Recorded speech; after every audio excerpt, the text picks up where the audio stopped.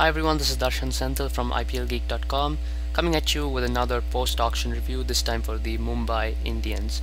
I apologize for the delay. It's been quite busy for me of late, and yeah, so I haven't been able to get to my recreational activities for a while. It's been a lot of studies for me. So anyways, I've been wanting to do the Mumbai podcast for a while because I particularly like this Mumbai side. I enjoy playing with their players and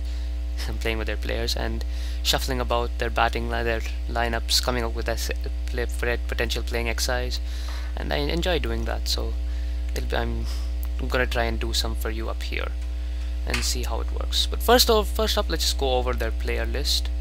Let's look at their retained players. I'm doing this in text because they have too many for me to write out. So Rohit Sharma and Lasith Malinga, Kieron Pollard, no surprise there. All three have been crucial, instrumental to Mumbai's success over the years. Lasith Malinga has been with them right since the beginning. Kieron Pollard came in 2010 and has not left the side since then. He's been instrumental for them. And of course Rohit Sharma as well came in 2011 and has been pivotal for them since then. He led the squad last year to a successive IPL as well as a successive T20, to both IPL and CL T20 wins. So Rohit Sharma is obviously in. Harbhajan Singh, silent star of IPL 2013, he was the highest Indian wicket taker and he sort of set things up for the win. Even if he was not as fiery as Mitchell Johnson, he still picked up some crucial blows and helped Mumbai get to the top. Also man of the match in the Champions League final, where he picked up 4 crucial wickets at just 8 and over, which was very good considering that it was a high scoring game with both teams looking to chase down 2, with both teams scoring at nearly 10 and over.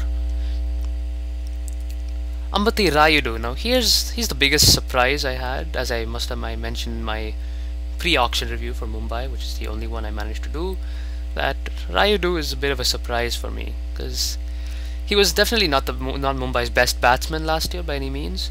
But I think the only reason he was selected above someone like Dinesh Karthik, for instance, is because he's a promising talent. He's a young player, and he's a promising talent. He's playing for India right now. He got into the ODI side. He represented the country in New Zealand and stuff like that. So that's probably the biggest reason Mumbai have decided to hold on to Rayudu ahead of someone like Dinesh Karthik, because he is a long-term investment, and if they can keep him in Mumbai, he'll develop into a stable batsman who can lead the team, who they can center their team around. So again, Rayudu looks a little bit surprising at first, but if you reason a bit, you can see why Mumbai would have retained him. Now let's look at their purchases in the auction. Mumbai were not quite as, per se, impacting as some of the other teams were, like Punjab, Delhi and Bangalore. They did not go extravagant on anybody, but they made some interesting purchases nonetheless. Michael Hussey, for instance, great purchase in my opinion, considering it's not overly expensive, roughly $800,000, I'd say, 5 crore, and he is particularly pivotal for them since Sachin has retired and will no longer represent Mumbai. So having Michael Hussey for his experience at the top of the order is a great move from Mumbai, I feel. Another thing that surprised me, actually, there were 2 key things that surprised me in the auction. One was Mumbai not retaining Mitchell Johnson to the RTM, and Chennai not using it on Michael Hussey. So seeing him in Mumbai is a surprise for me. Of course, I wouldn't have counted on it before the auction, but it's nice to see him here nonetheless. I think the blue jersey will look nice on him, if nothing else. Then Corey Anderson, of course, he's been the sensation of the year so far. Started it off in January with a blazing 36-ball century against the West Indies, and has been the talk of the town since then. And of course, with his purchase, Mumbai continued their trend of picking up players of the moment, like they did with Pollard in 2010, Glenn Maxwell in 2013, and Richard Levy in 2012. But even despite that, Corey is a good player to have on their side. He provides the bowling option, his left arm fast, and of course at the middle order with his batting, he can be a devastating finisher or innings setter-upper, whichever one they need him. So Kohli will be good to have in their side as well.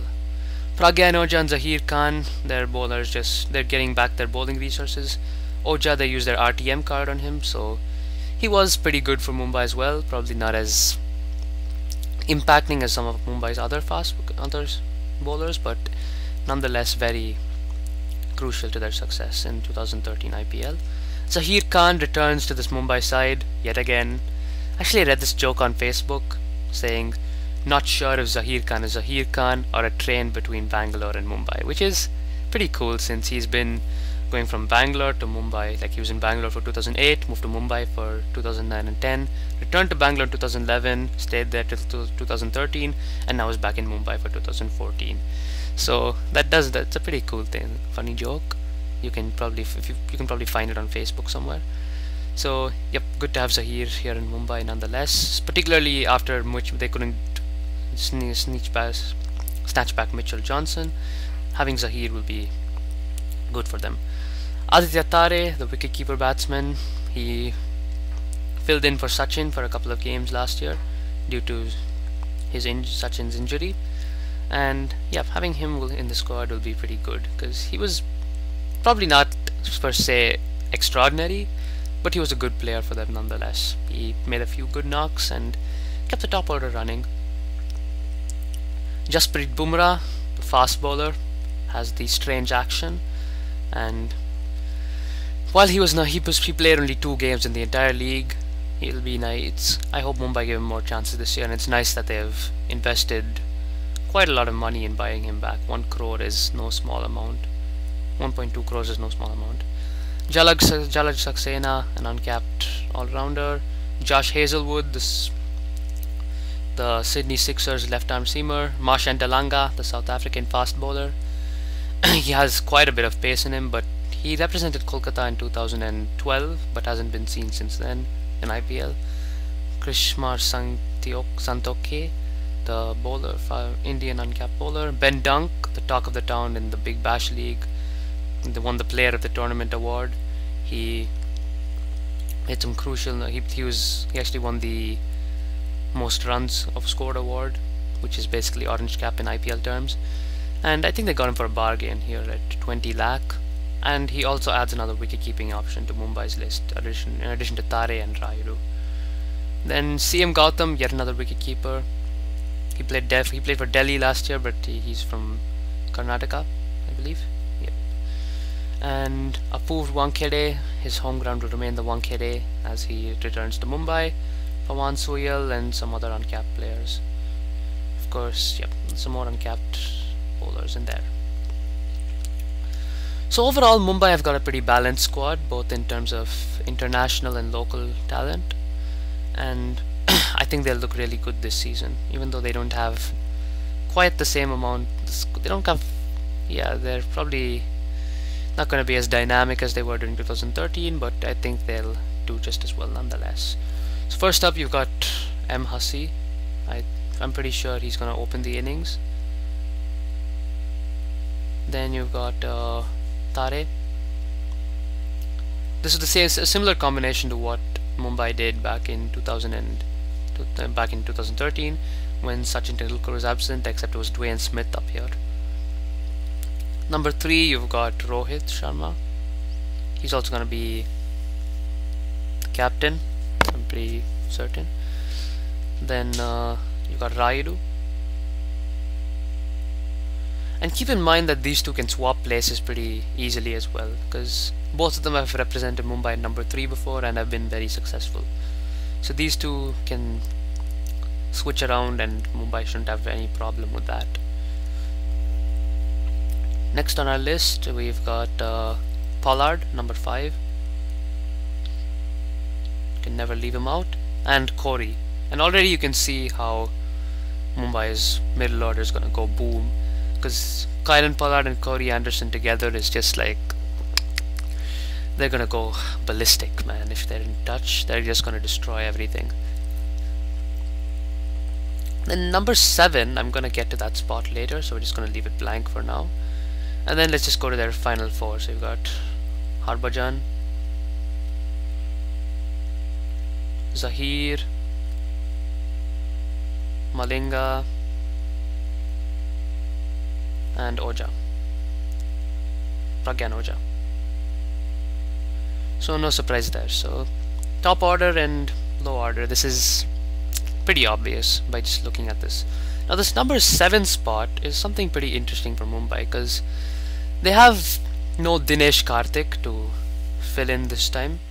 Like last year they had Dinesh Karthik to walk up over here at number 3 and push Rohit to 4, Rayudu to 5, Pollard to 6, and somebody like say Glenn Maxwell up here. They had Dinesh Karthik at number 3, they could push Rohit to 4, Rayudu to 5, Pollard to 6, and someone like Glenn Maxwell batting here at number 7. Or they could even, in some cases, they'd even push Harbhajan up here to number 7, and Mitchell Johnson, Malinga, Pragyan Oja, and another domestic fast bowler, usually like Rishi Dhawan or Abu Nechim would fit in down there.